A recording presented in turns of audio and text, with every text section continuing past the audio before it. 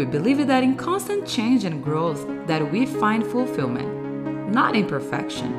Perfection is like a closed door, whereas striving to be better is always an open door. Our purpose is to enhance the best of women every day by empowering yourself to create your own success stories. Empowerment comes through self-knowledge, accompanied by soft skills development and professional knowledge. Finally, a podcast for women that seeks to act intelligently and sustainably in all aspects of your life. As a mother, professional, a daughter, friend, spouse, and in your interactions with your community.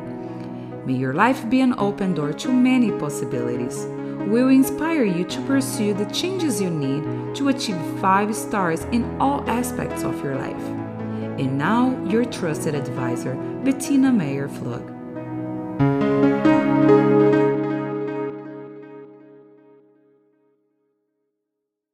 Do you know if you are a blame shifter? If you recognize this on you, how to stop and break the cycle? When we are blaming, it's a symptom of feeling like a powerless victim of someone or something. Please pay attention that when we are pointing a finger to someone, we are pointing back 3 fingers to us. To be honest with you, the key to break free from our own victim reality is perceiving our own power. Do you think that blaming others will liberate us from our own miseries? Or do you think blaming will keep us more trapped into our own victim reality?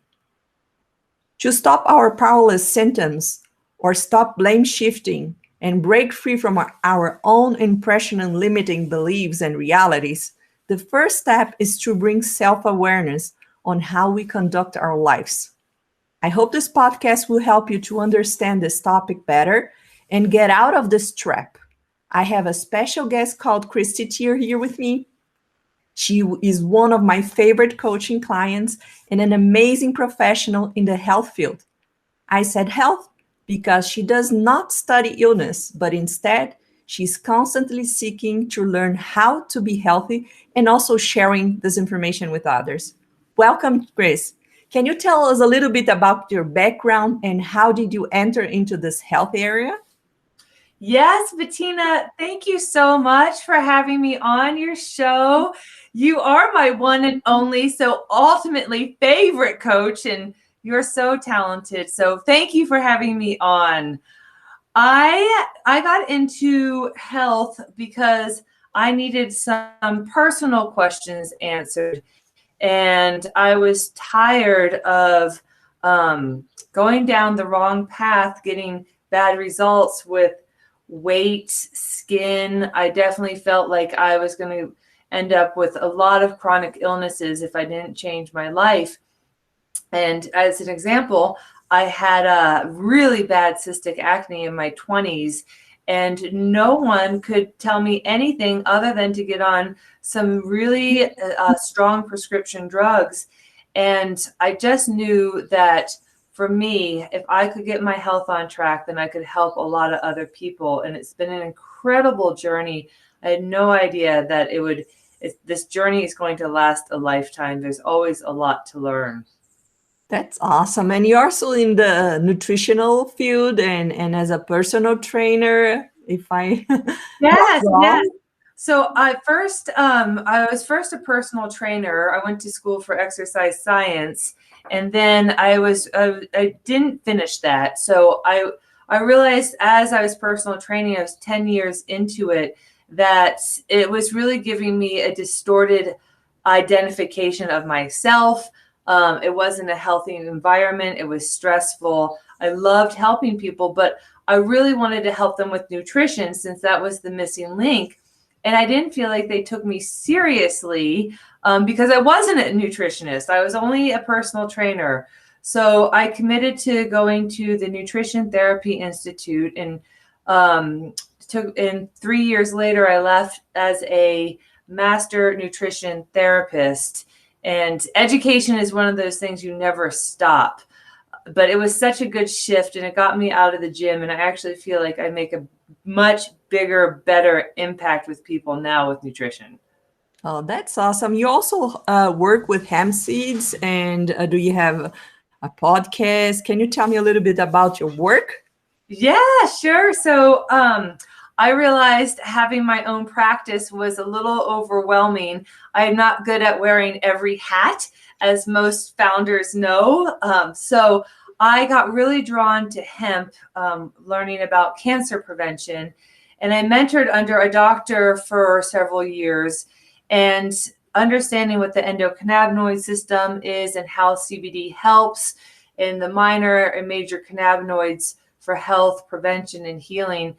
That happened about 5 years ago, and I've never gone back. It's such a powerful system, the endocannabinoid system, and hemp and cannabis are such powerful adaptogens when you use them right, and in my opinion, essential nutrients. So I've been in hemp helping people with that for 5 years, and I have a podcast, and it's a video on YouTube. Actually, it's actually not a podcast yet, someday, but it's a video. It's a video on YouTube called Hemp Your Health.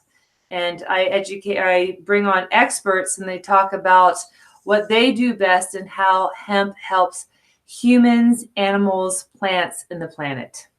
Wow. So we decided to talk about blame shifting when Chrissy was having a coaching session with me, and she said she up-leveled her life when she figured out how to get rid of blame mode. And we decided to share her experience and my experience on this topic. So Christy, can you tell us when and how it happened, this aha moment in this topic? I think the aha moment happened when I realized blame wasn't getting me anywhere. It's a stagnant, stuck, and resentful feeling. When I found that, I had an excuse for everything. It's someone else's fault. This happened to me. No creativity in my life because I was blaming people. I was escaping through blame. And this happened about 20 years ago, my aha moment. And I still catch myself blaming, but I do catch myself immediately. It's not a stagnant, stuck reality anymore, but it's definitely transformative when you finally go, oh goodness, this has got to change. No, I totally agree with you. In my aha moment came when I was talking with my husband one day. I remember a talk that I had with him. It was almost after a year we moved here, and we talk about what made us happy. And we both realized that what made us happy was totally different things. That's when I realized that he would not make me happy, that I needed to pursue my own happiness. So after a long talk, we decided to retire from trying to make each other happy. We decided that we will find our individual, internal, private, separate joy, and then we were going to present ourselves to the relationship, to each other, already happy.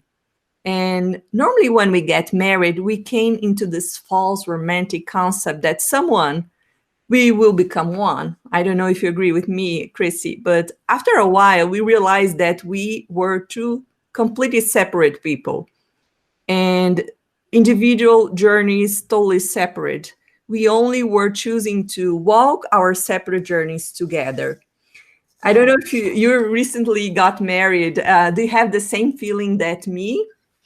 I've had that feeling because I got married at 48. So I had done that fantasy, joining together, everything being incredible and flowing in the same direction. And it really, I've had more breakups than I can even count, probably over that false reality. Yeah, I think we usually think that this person will make us happy forever, but this is not true. No. You can make anyone happy. You can make a person smile. You can make a person maybe feel good. You can make a person laugh, but you would never be able to make them happy. This is out of our control. So I don't think we can make our spouses happy, but for sure we can make ourselves happy. So I think our heart, our life, our happiness, it's totally our responsibility alone. I totally agree. In fact, I don't think you can make anyone feel anything. It's their choice to feel anyway, whether it's anger, happiness, joy, forgiveness. It comes from them. And so people choose how they feel, and they blame other people for making that choice. That's one of those many wake-up calls that we have to start getting accountable and self-responsibility, have self-accountability for. And how do you see blame shifting happening inside a marriage? Wow, that is a loaded question, Bettina. I see it happening when there's overwhelm, when there's not time to pause, be patient, and like Brene Brown says, blaming is a way for us to discharge anger, discomfort, and pain. So in that moment of like, okay, you didn't empty the dishwasher, now I'm going to be late for work. Like, I'm blaming you for why I'm late for work, in other words. That's not true. If and I've done that before, when I would take a moment to pause and say, I had an opportunity yesterday to unload the dishwasher, and I didn't make time, and I'm so sorry. So I feel like we just have to be very present so that we're not discharging anger, because that's really what blame is. I'm angry and I don't have a way of coping with it right now. Yeah, I agree with you. As long as we're pointing the fingers, we are still trapped into victim mode. When you're in this victim mode, you're stuck in suffering. The word into power is taking responsibility. I want to repeat again. I think your heart, your life, your happiness is your responsibility alone. So why blame me in a marriage? Yes. And a lot of people, I saw this in exercise and fitness and nutrition. Everyone blames someone else for not making progress. My kids, my husband, my work, my sleep, my time. But we've got to get out of blaming, because we'll never see the reality of why it's happening in the first place. Besides the person you choose to be at your side as a spouse, we also need to be careful when choosing our friends. Don't you agree? Who are the people in your life that are fanning your flames? Definitely.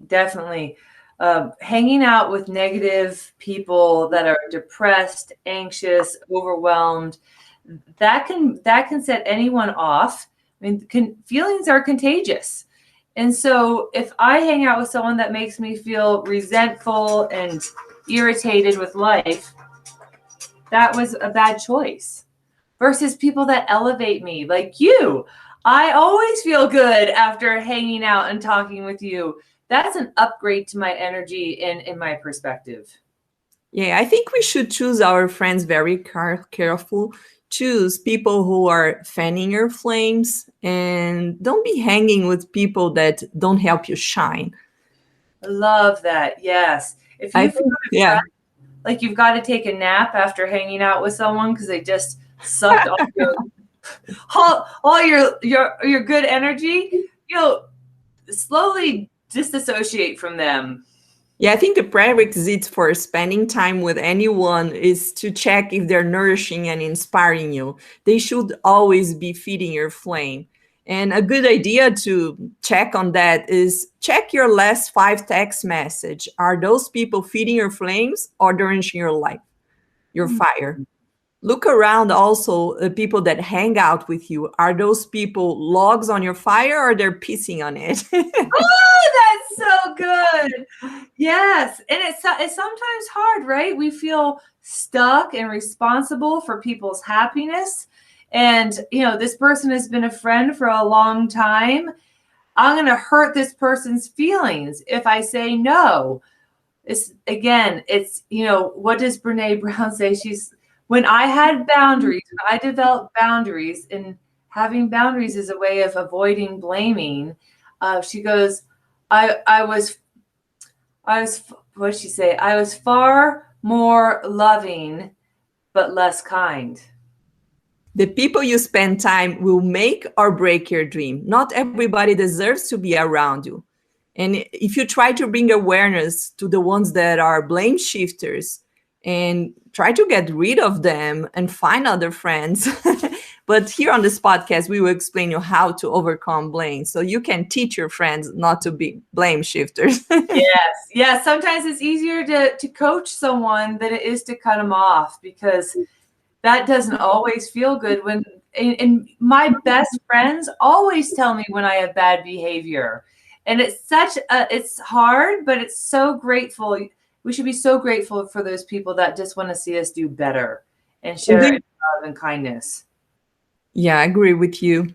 Do you have blamers around you? From your point of view, why we blame others and how to stop this cycle, Christy? I do have some blamers around me. Not very much, not very many. But I think the way to stop blaming is to remind them how much more power they have. People are freaked out about coronavirus. Turn your TV off. Put your attention on something else. In nutrition, people always blame their parents or the time that they don't have the time to get healthy. They don't have the time to change new habits. I think that we have to help people adapt.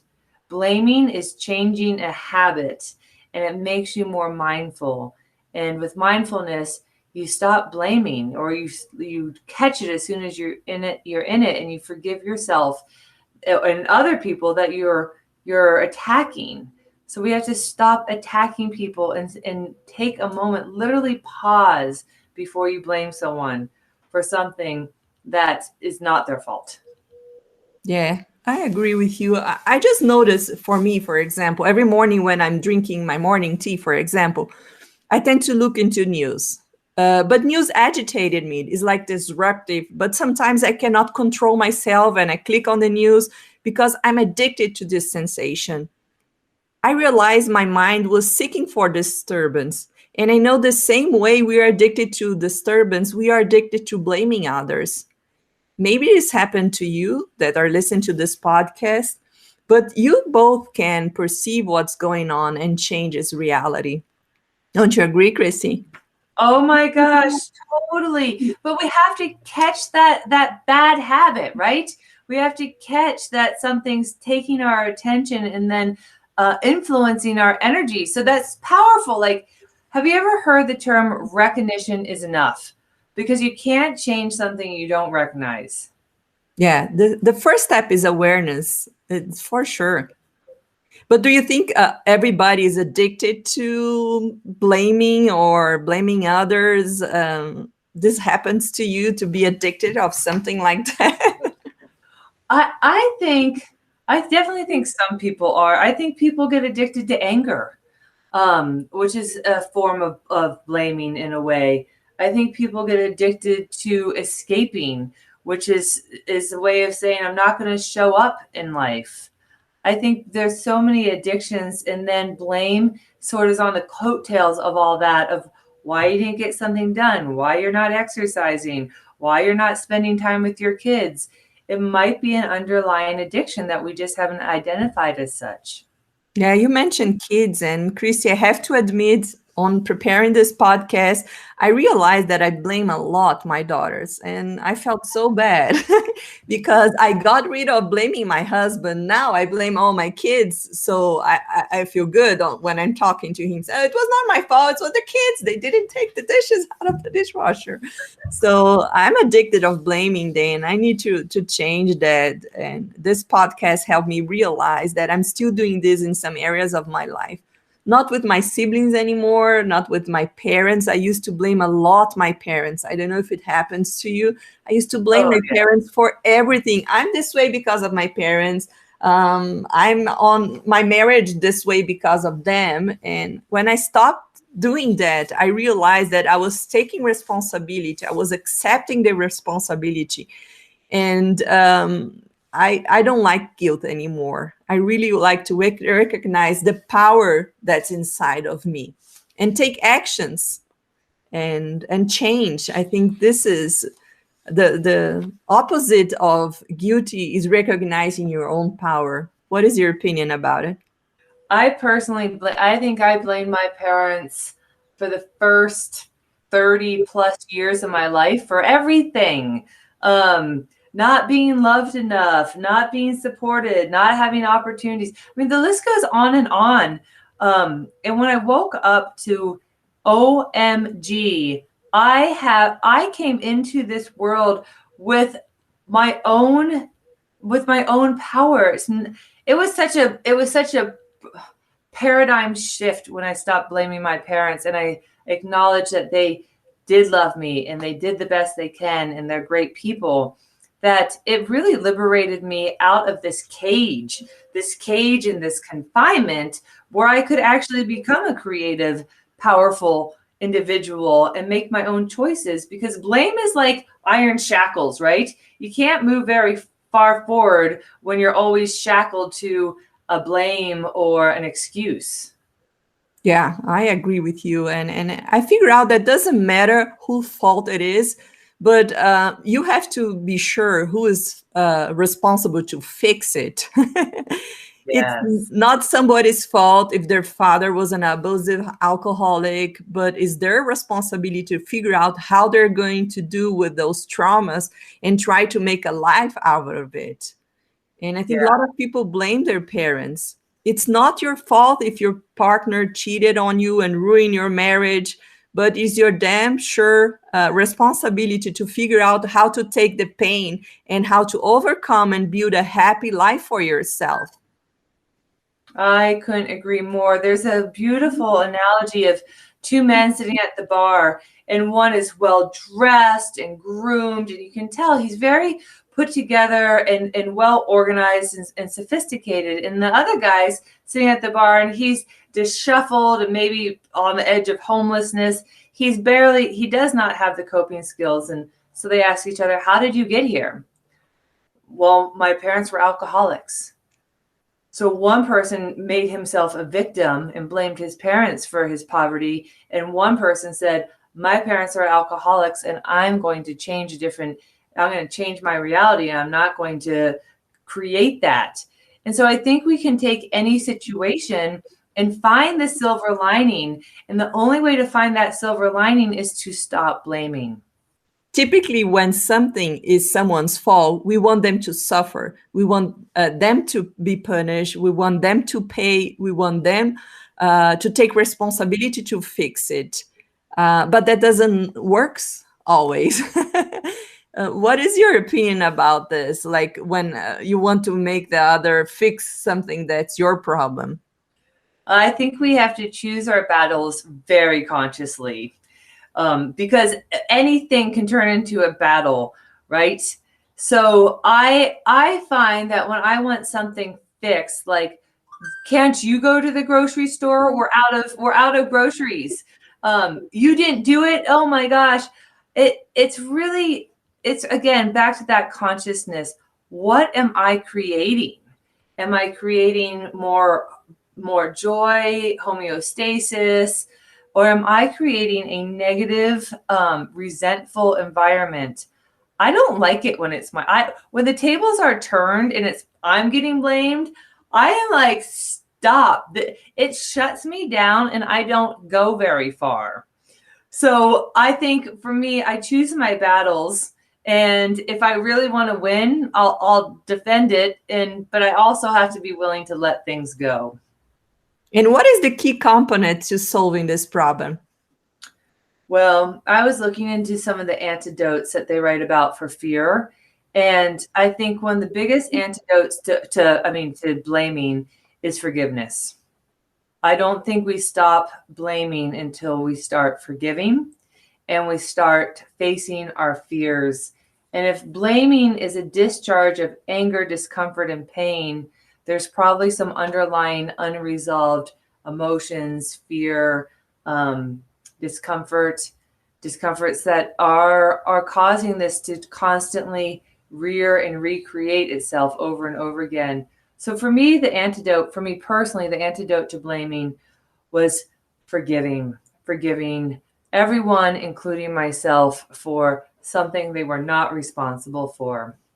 And forgiving ourselves. I really believe that also self-discipline and awareness is the center of all material success. You cannot win a war against the world if you cannot win the battle against your own mind. So having, awareness of what you're thinking, on how you're acting, this is huge too.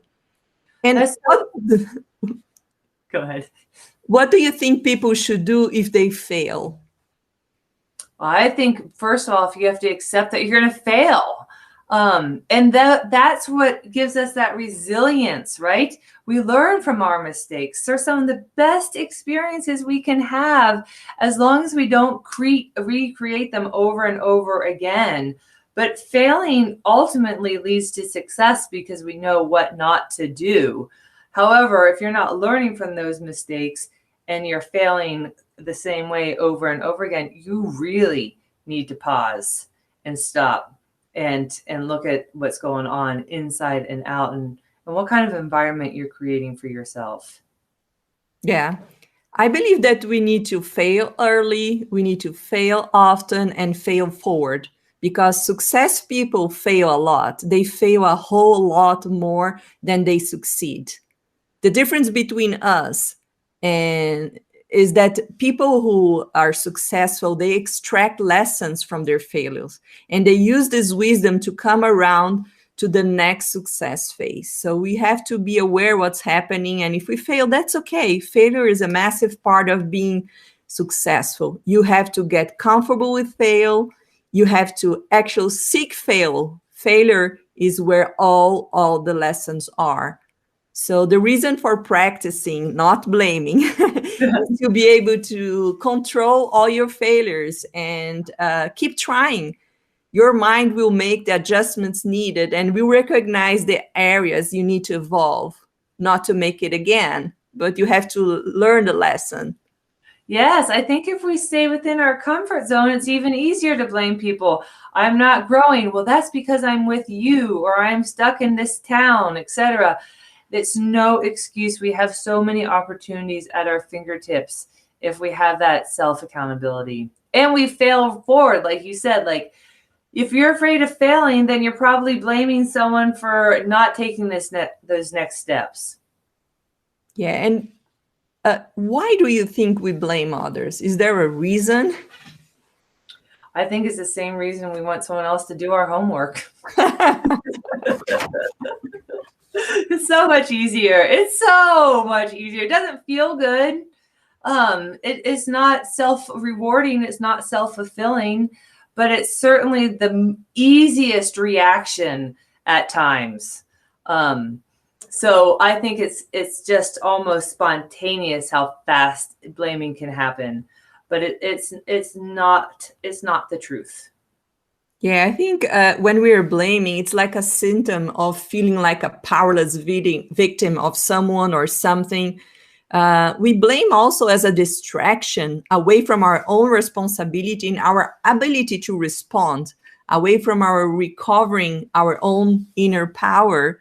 This distraction may seem like a relief, but why in fact it's only an impression of our own limits, and it grows our own feeling of powerless even more, I think, when we blame others.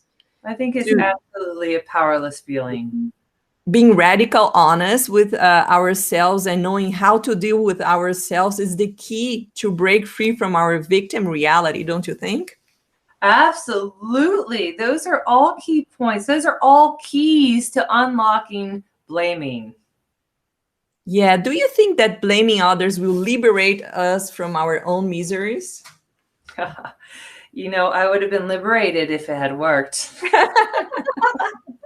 No, I don't. I think it's the opposite of liberation, which is feeling like the victim and stuck and stagnant. And, that just breeds more anger and resentment. And those are the people that are toxic. Yeah, I think blaming will only keep us more trapped into our only victim reality. We can blame and wait until others say sorry, or we can change this in ourselves and change our reality. I love changing my reality. And I've got to do it on a moment-to-moment basis, because every moment is a new opportunity. So instead of getting caught up in too tired, too this, too that, because, oh, let me shift gears for 1 second. Because we've been talking about blaming others. But when you blame yourself for everything, Psychology Today said that is one of the most toxic forms of emotional abuse. So you might not externalize your blame, but if you're internalizing your blame and making everything about your fault, that is a form of subtle ego. And you've got to stop it. You've got to realize not everything is your fault either. Yeah, I agree with you. I want to explain what I learned while preparing this podcast. It may be a little bit deep, but it really makes sense. And let me try to explain. We were born with something unique, some essence that are unique for us. This is a special lens that we see through the world. But because we experience some painful emotion during our lives, we create like a protection around our essence, like building a wall around our feelings to protect us from feeling pain again. But this protection imprisons us because we don't know how to solve the pain. We have learned to escape from it, but not to solve. So another way of doing this is by looking for constant distractions to escape from our feelings. Looking like at our phones all the time, dedicating time only for work, for sex, for porn, eating, or over drinking as well. Those distractions can become addicted and in the future transform in disease. So running away from our unsolved feelings, we are also locking and numbing our essence and unharming feelings. And it can be very stressful, this constant hunt for distraction. This impressment out of fear make blocks in our body. You were talking about Louise Hay. Chrissy, I want to come back on that. And this physical and psychology blockers can also be called traumas, but they can block our bodies. Can you explain what you learned about Louise Hay and how can this reflect in our lives? Yeah. So I'll read this from the website called Heartland Healing Arts. And I love Louise Hay because she's one of those souls that just came in and was able to download all of this, how emotions affect our health. So it says our emotions and thoughts are energy. And if they are not expressed in motion, they can become stuck in the body, causing a block in energy flow. Trauma and inherited cellular memory can also result in less than optimal functioning of meridians, chi, prana, etc. So again, these energies, like we'll use blame, for example, can be one of the root causes of Hodgkin's disease. And it says blame and a tremendous fear of not being good enough. A frantic race to prove oneself until the blood has no substance left to support itself. The joy of life is forgotten in the race in the race of acceptance. So blame and fear and lack of acceptance can be one of the main triggers, maybe initial cause when it goes, unresolved, to Hodgkin's disease. And there's so many diseases. I mean, everything from hemorrhoids to heart to edema to diarrhea. I mean, the diseases are endless and they all have an emotional component because everything starts with an emotion. Yeah, talking about emotion, I think this disconnection from our authentic core and feelings is the root cause of all our feelings of emptiness and unworthiness. This disconnection from our authentic core and this essence that I was explaining and feelings is the root cause for us to feeling like this. So running away from our own feelings can never reach the feeling of fulfillment that we are looking. Yes. Yes. It's like, does your biology create your thoughts? Do you feel a certain way because your biology or your genetics tell you that way? Or do your thoughts create your biology? Yeah, I totally agree with you. And sometimes those distractions that we are looking, as I was mentioned before, they don't work anymore. And the pains break through your wall of protection and in the forms of symptoms like anxiety, irritation, anger, self-pity, and also jealousy. Being distracted from our feelings is the birth of our cover victim behavior. We end up criticizing, bringing down others, being abusive, allowing abuse, complaining, lying, denying, etc. Our victim behavior is intended to be a distraction as well and not let us confront our own unsolved issues and assume responsibility to our ex.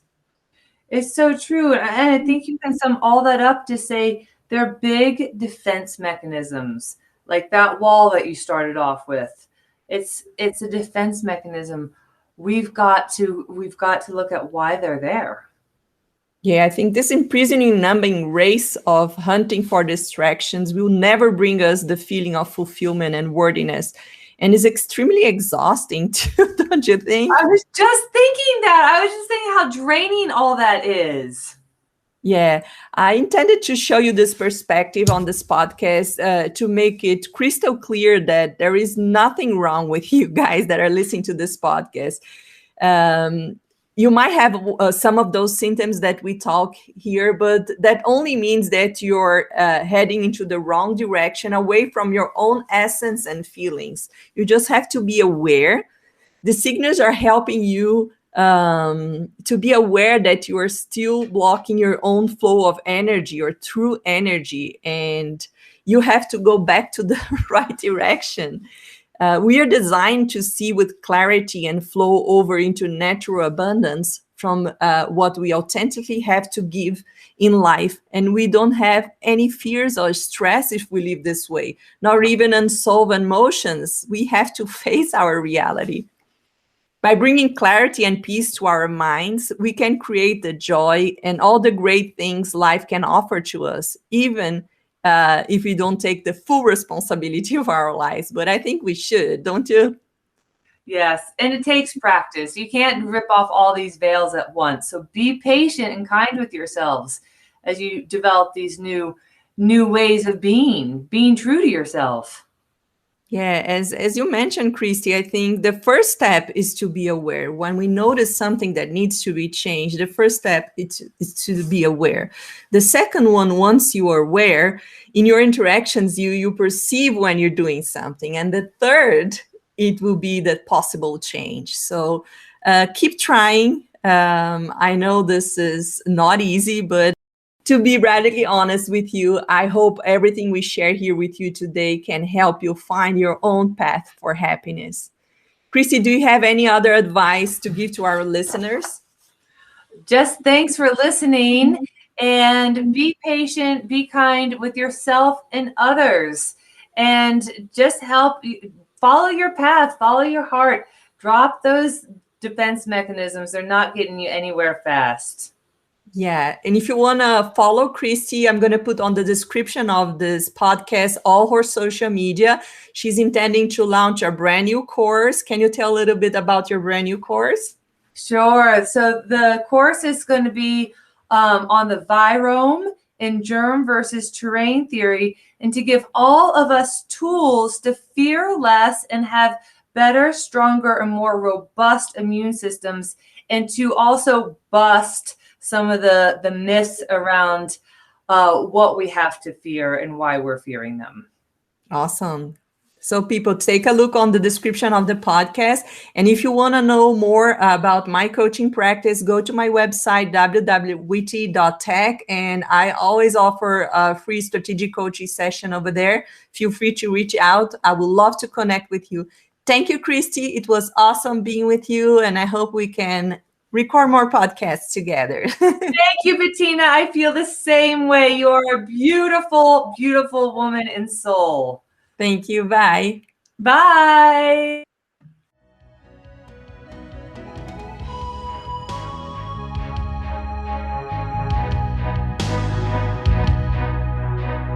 Thank you for listening to Wisdom Women Podcast. To hear past and future episodes, please subscribe to the show on your favorite podcast channel. We appreciate your reviews and suggestions for future show topics. If you have a question or a suggestion, please write to us at podcast@wity.tech. More resources are available for you at our website, wity.tech. And please join us in the Wisdom for Nonprofits group on LinkedIn. Wisdom Woman is copyright 2020 by Bettina Mayer Flug and WITY.tech, all rights reserved.